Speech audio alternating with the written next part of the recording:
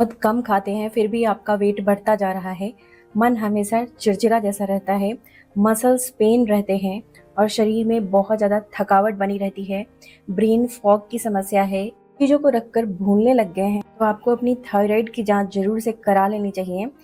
आज मैं आपको एक नेचुरल थेरेपी भी बताने वाली हूँ, जिसमें आप अपने थंब का यानी कि अंगूठे का प्रयोग करेंगे और इस मदद से आप थायराइड की समस्या को पूरी तरीके से जड़ से समाप्त कर सकते हैं। अक्सर जिनको भी थायराइड की प्रॉब्लम होती है, वो लोगों को ताउम्र दवाइयाँ खानी पड़ती हैं, लेकिन ऐसा नहीं है। अगर आप कुछ नेचुरल तरीके अपनाना शुरू करेंगे या फिर अपनी लाइफस्टाइल को थोड़े से बदल लेंगे, तो देखेंगे कि आपकी जो ये दवाइयाँ हैं, वो धीरे-धीरे कम होंगी और फिर इसे पूरी तरीके से आप इससे छुटकारा भी पा सकते हैं। नमस्कार, मेरा नाम प्रीति देव है। मैं एक certified nutritionist, masters in food science and nutrition और आप सभी की हेल्थ ट्रेनर हूँ। ये इसको हाइपोथायरायडिज्म बोलते हैं। वैसे तो इसकी कई कैटेगरी होती है, लेकिन कई बार इसे हम गोइटर भी बोल देते हैं। और ये जो प्रॉब्लम होती है, ये इन्फ्लामेशन होने की वजह से होती है, यानी कि सूजन होने से होती है। अगर सही वक्त पर इस पर हम ध्यान ना दें, इसका सही तरीके से इलाज ना करें, तो गले में गांठ जैसी बन जाती है और कई बार तो ये सूजन बहुत बड़ी हो जाती है। इसका सही वक्त से इलाज नहीं किया जाए, तो ये प्रॉब्लम आगे चलकर गंभीर रूप ले सकती है, यहाँ तक कि कैंसर के सेल्स भी पैदा कर सकती हैं।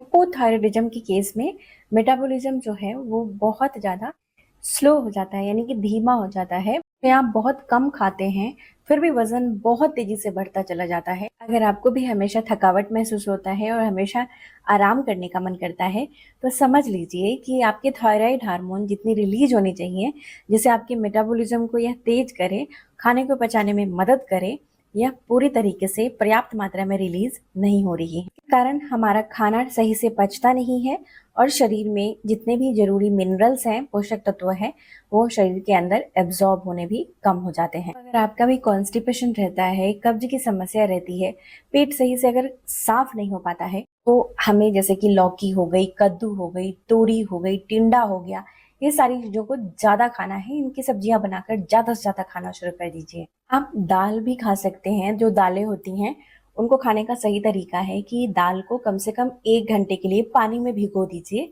भिगोने के बाद उस पानी को फेंक देना है और उसके बाद दाल को अच्छे से पका कर आपको खाना है। दाल खाने से आपको फायदा होगा, तो दाल का ज़्यादा से ज़्यादा आप सेवन कर सकते हैं। चलिए हम जानते हैं कि वो कौन से ऐसे 2 फूड हैं जिससे हम अपनी थायराइड की प्रॉब्लम को जड़ से क्योर कर सकते हैं। अगर आप इसे सही तरीके से लेना शुरू कर देंगे, तो आप जो दवाइयों पे निर्भर हैं, वो बिल्कुल दवाइयाँ धीरे-धीरे बिल्कुल बंद हो जाएँगी। अब ये दोनों चीज़ों में से सबसे पहले चीज़ है कोकोनट ऑयल, यानी कि नारियल का तेल। कोल्ड प्रेस्ड होना चाहिए और अच्छे क्वालिटी का होना चाहिए। दूसरा, आपको अगर कोकोनट ऑयल में बदबू आती है, बहुत लोग नहीं पसंद करते हैं, तो आप देसी गाय की घी जो होती है, वो ले सकते हैं, जो घर में बनी हो, बिलोने मेथड से बनी हो, यानी कि पहले के ट्रेडिशन से ही बनी हो और अच्छी प्योर शुद्ध होनी चाहिए। तो अब चलिए जानते हैं कि इसका प्रयोग हमें कैसे करना है, वो जानना आवश्यक है।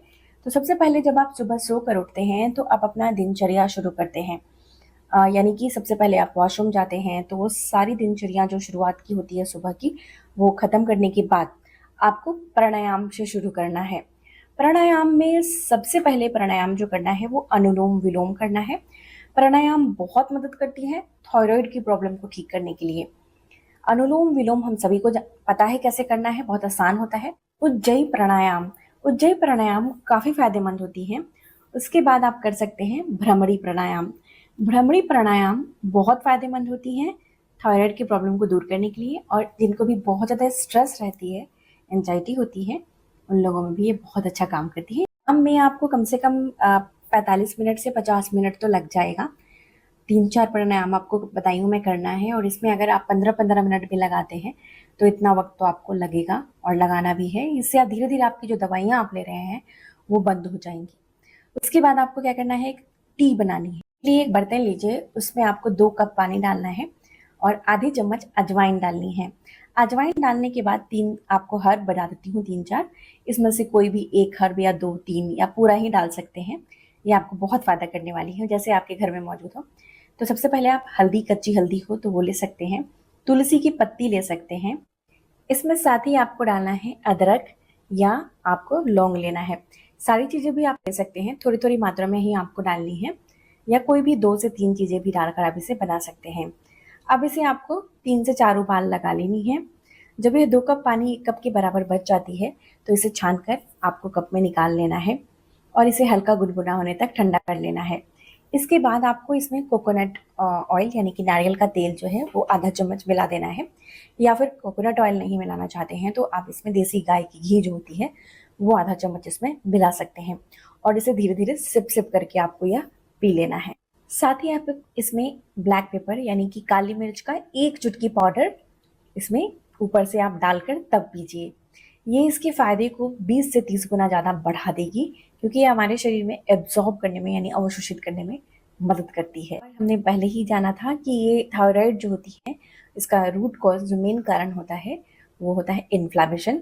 अब ये सारी हर्ब्स जो हमने बताई, इसकी जो चाय बताई, ये सारी चीज़ें हमारी इन्फ्लेमेशन को दूर करने में मदद करती हैं और जब इन्फ्लेमेशन दूर हो जाती है, मोटापा भी दूर हो जाता है और थायराइड भी दूर हो जाता है और ये हार्मोन दोबारा से सही से काम करनी शुरू कर देती है। इसे दिन में आपको 3 बार अवश्य लेनी है, यानी कि दिन में 3 बार बहुत आवश्यक है और इसमें जो हमने कोकोनट ऑयल या घी बताया उसमें से कोई एक चीज़ भी ज़रूर डालिए और जो चुटकी एक काली मिर्च का बताया पाउडर वो भी डालिए। साथ ही आपको तली भुनी चीज़ें बहुत ज़्यादा नहीं खानी है, बहुत ज़्यादा मीठी चीज़ें नहीं खानी हैं जो कि रिफाइंड चीनी होती हैं। अगर बहुत ज़्यादा रिफाइंड तेल या रिफाइंड चीनी खा रहे हैं, तली भुनी चीज़ें खा रहे हैं, तो ये चीज़ें इन्फ्लेमेशन को और ज़्यादा बढ़ा देंगी। घी में और कोकोनट ऑयल यानी नारियल के तेल में ओमेगा 3 फैटी एसिड होता है। ये हमारे मेटाबॉलिज्म को अच्छा करता है, सुधार देता है, जिससे हमारी थायराइड के हार्मोन्स अच्छे से काम करने शुरू हो जाती हैं और मोटापा भी तेज़ी से कम होता है। आपको लग रहा होगा कि आप अगर इसे 3 बार लेंगे तो कहीं मोटापा ना बढ़ जाए, तो ऐसा बिल्कुल भी नहीं है। ऑयल यानी नारियल का तेल जो होता है वो डायरेक्ट हमारे लीवर में जाता है और वहीं पे ये प्रोसेस होता है। ये हमारे पेट में नहीं जाता जो पेट की चर्बी को बढ़ाएगा, तो इसलिए आपको घबराना नहीं है। ये हमें एनर्जी यानी कि ताकत देता है और साथ ही हमारी ज़्यादा भूख लगने की प्रॉब्लम को भी दूर करता है। हाइपोथायरॉयड है, उन लोगों में कुछ मिनरल्स भी ज़रूर से लेने चाहिए। जो लेना है वो क्या काम करेगा, वो T3 और T4 हार्मोन को बनाने में मदद करेगा। ये मिनरल जो है इसे हम सेलेनियम बोलते हैं। T4 को T3 में कन्वर्ट करने के लिए सेलेनियम बहुत ही ज़्यादा आवश्यक होता है। हम सभी जानते हैं कि T4 एक इनएक्टिव हार्मोन होता है और T3 एक एक्टिव हार्मोन होता है। इसको कन्वर्ट होना काफ़ी ज़्यादा ज़रूरी होता है अगर हम सभी चाहते हैं कि अगर हमारा थायराइड अच्छे से फंक्शन करे तो। वैसे तो सेलेनियम बहुत कम चीज़ों में होती हैं, खासकर यह समुद्री खानों में होती हैं, सी फूड्स में होती हैं, लेकिन बहुत सारे लोग सी फूड नहीं खाते हैं, तो उन लोगों के लिए मैं आपको एक ऐसा नट बता देती हूँ जिसमें यह मिल जाती है। उसका नाम है ब्राज़ीलियन नट। ये आपको ज़्यादा नहीं खानी है, 1 से 2 ब्राज़ीलियन नट आपको रोज़ खा लेनी है। ये आपके सेलेनियम की रिक्वायरमेंट को पूरा कर देता है। थायराइड के हार्मोन्स को सही से काम करने में, कंट्रोल करने में यह बहुत मदद करता है। अब दूसरा जो मिनरल है वो है जिंक। यह पंपकिन सीड, चिया सीड्स, जितने भी सीड्स होते हैं उसमें मिल जाता है। बहुत आसान भी एक सीड का चुनाव कर सकते हैं और उसे खाना शुरू कर दें। आपको लेंटिल्स यानी कि जो दाल होती है उनमें भी मिल जाती है। नंबर पे है हमें आयोडीन का ख्याल रखना है। आयोडीन बहुत आवश्यक होती है, लेकिन आयोडीन नमक में होता है तो हमें नमक की मात्रा को कंट्रोल करना है। ज़्यादा नमक का प्रयोग नहीं करना होता है, नहीं तो प्रॉब्लम को बढ़ा देती है, लेकिन बिल्कुल छोड़ना भी नहीं है। जो आयोडाइज्ड नमक आते हैं उसको थोड़ी मात्रा में ज़रूर से शामिल करिए। ये कि जो थेरेपी मैं आपको बता रही थी, जो हमारे थंब यानी अंगूठे की मदद से करनी है, इस थेरेपी को हम सुजोग थेरेपी बोलते हैं। अंगूठा जो होता है वो यहाँ से लेकर जितने ऊपर के हिस्से होते हैं गर्दन से ऊपर के, उसको रिप्रेजेंट करता है। जिससे हमारी आँख हो जाती हैं, हमारा नाक हो गया, गला हो गया, ये सारी चीज़ें अंगूठे से हम कंट्रोल कर सकते हैं। ये पॉइंट्स इसकी सारी हमारी गर्दन के ऊपर के हिस्से की जितनी हैं, इन सभी से कनेक्टेड होती हैं। तो अगर हम इस पॉइंट को स्टिमुलेट कर लेते हैं अंगूठे को, तो हमें बहुत फ़ायदा मिलता है थायराइड के प्रॉब्लम। यह जो थेरेपी है आप कभी भी कर सकते हैं, खाना खाने के बाद भी, खाना खाने के पहले भी। दिन में आप इसे 3 से 4 बार आसानी से कर सकते हैं। इसका कोई भी साइड इफेक्ट यानी कि नुकसान नहीं होता। तो चलिए जानते हैं इसे कैसे करना है। कोई भी हाथ के किसी भी अंगूठे में, ये वाले या ये वाले किसी में भी आप कर सकते हैं, जैसे आपको कंफर्टेबल लगता है। अब ध्यान से देखिए, ये जो हमारा थंब है यानी कि अंगूठा है, ये अंगूठा का यहाँ से जो ऐसे मोड़ते हैं तो ये वाला जो हिस्सा होता है ये हमारे गले के लिए होता है और गले में यहाँ पे जो थायराइड की ग्लैंड होती है इसको एक्टिव करने में यह मदद करता है। अब आपको क्या करना है कि यहाँ पर कोई भी लोशन या फिर कोई भी आपके पास तेल हो, उसको ऑयल लगा लेना है, हर्बल होना चाहिए।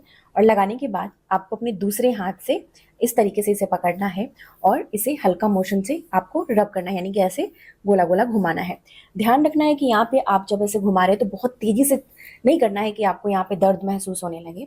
किसी भी अंगूठे में इस तरीके से आप कर सकते हैं। इसे इस तरीके से आपको वाइब्रेशन देना है।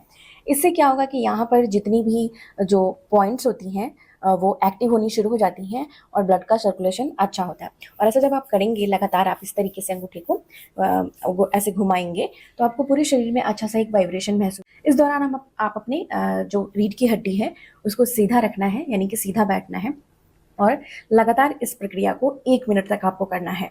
ऐसा आप करके देखिए, दिन में 2 से 3 बार तो आपको कम से कम करना पड़ेगा, जिससे आपको रिज़ल्ट मिले। आप बैठे-बैठे कहीं भी आसानी से इस प्रक्रिया को आप कर सकते हैं। ऐसा करने से थायराइड जो हैं वो सही से एक्टिव होते हैं और हार्मोन्स रिलीज़ करते हैं, और जब आपकी थायराइड के हार्मोन सही से रिलीज़ होनी शुरू हो जाती है, तो मेटाबॉलिज़्म अच्छे से इम्प्रूव हो जाता है, जिससे हमारा खाना अच्छे से पचना शुरू हो जाता है और साथ ही साथ इम्यूनिटी भी बूस्ट होती है और मोटापा की प्रॉब्लम है वो भी दूर होती है। ब्रेन फॉग की जो समस्या बताई वो भी दूर होती है और बार-बार जो आपको एनर्जी कम होती रहती है, थकावट लगता रहता है, ये भी समस्या दूर होती है। और जितनी भी प्रॉब्लम्स हमने आपको आज बताई है, सारी प्रॉब्लम्स से आपको बहुत जल्दी रिलीफ देखने को मिलता है। तो इसे लगातार करना है और ये काफ़ी ज़्यादा इफ़ेक्टिव तरीका है। इसे आपको लगातार कम से कम 2 से 3 मंथ्स तक तो ज़रूर से ट्राई करके देखना है।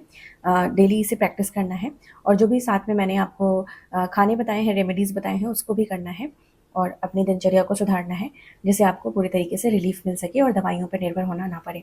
आज की जानकारी यहीं तक थी। मुझे पूरा भरोसा है आज की जानकारी आप लोगों को बहुत इन्फॉर्मेटिव लगी है और आप इसे शेयर और लाइक करने वाले हैं। प्रीति हेल्थ क्लासेस पर पहली बार आए हैं तो जल्दी से चैनल को सब्सक्राइब कर लीजिए बहुत सारे हेल्थी अपडेट्स के लिए। तब तक अपना बेहद ख्याल रखिए और सबसे ज़्यादा ज़रूरी मुस्कुराना नहीं भूलिए। मुस्कुराते रहिएगा। शुक्रिया।